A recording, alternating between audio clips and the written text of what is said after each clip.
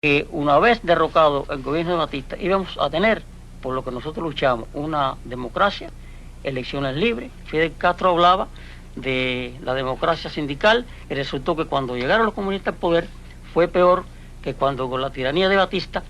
Cuando ganó la revolución fue la felicidad más grande de mi vida, el saber que los trabajadores íbamos a ser parte del poder político también en Cuba. El primer sindicato en Cuba que celebró elecciones democráticas fue el mío. El primero después del triunfo de la revolución, que fue el sindicato de autobuses modernos. Y nosotros ganamos lo que éramos del 26 de julio contra los comunistas. Quiero decir que mi padre fue comunista por 30 años. Mi padre también creyó que la revolución y los trabajadores habían llegado al poder.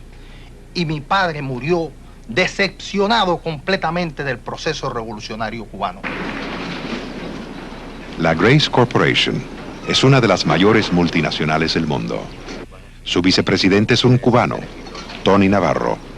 Estudió con Castro en el Colegio Jesuita de Belén.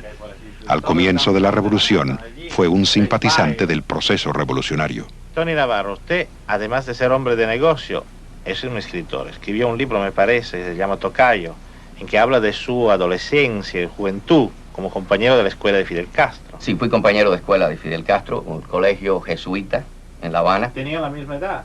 No, Castro, lamentablemente para mí, es 4 años más joven que yo. En realidad en Cuba había una clase media importante. Y el libro presenta la reacción de esta clase media a la revolución de Fidel.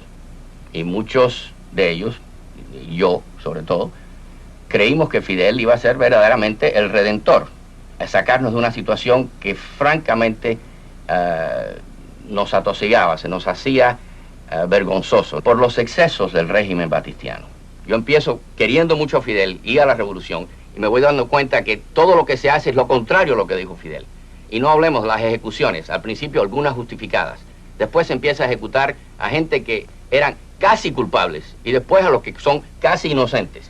Pero el verdadero golpe es cuando él dice, ¿elecciones para qué? Pero usted realmente pensaba que la revolución de Fidel Castro iba a ser una revolución burguesa. Yo pensaba que iba a ser una revolución democrática. Ni más ni menos.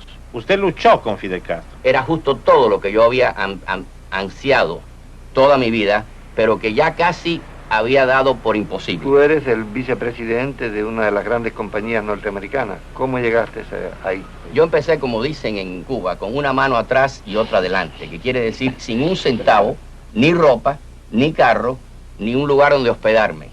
Pero no solo los hombres de empresa se han exilado. También Juan Charrasqueado, un conocido personaje del folclore cubano, salió por el Mariel. Comí jamón, comí mortadella, comí salchichón. Otro cubano, Roberto Goizueta, es presidente mundial de la Coca-Cola, la misma que consume su antiguo compañero del Colegio Jesuita de Belén. Y un cubano impone modas. Se firma Adolfo. El cineasta francés François Truffaut, en una filmación con su director de fotografía, Néstor Almendros, el que fuera crítico de cine en La Habana, ahora recibe el Oscar en Hollywood.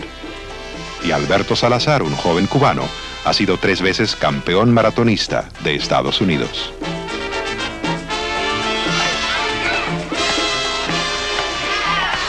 Pero no todos los exilados han tenido la misma suerte. La mayoría del exilio cubano es como este niño, que tiene que trabajar después de la escuela. Es como sus padres, gente humilde, trabajadores, obreros, muchos de ellos sin empleos.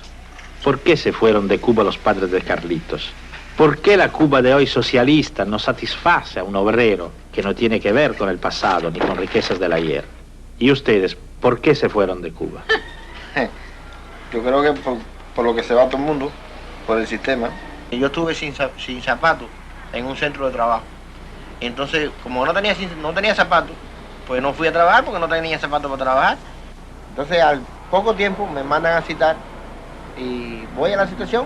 Entonces me presento delante de 2 o 3 de los jefones de ahí del trabajo.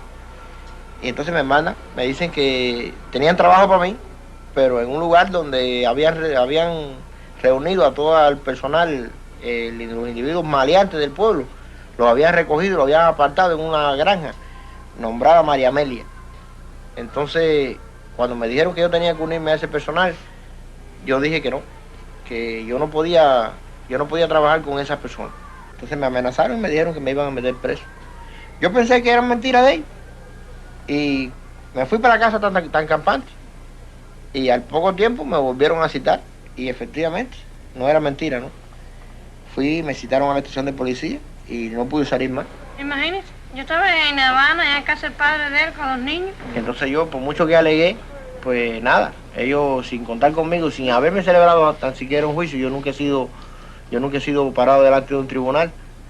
Me celebraron un juicio a su forma, como lo hacen ellos, y me condenaron 1 año. Ahí, esperando ver que él saliera, y así pasó 1 año y pico esperando. Yo quería trabajar en mi puesto de trabajo, que con un par de zapatos se hubiera resuelto el problema y yo hubiera estado trabajando ahí.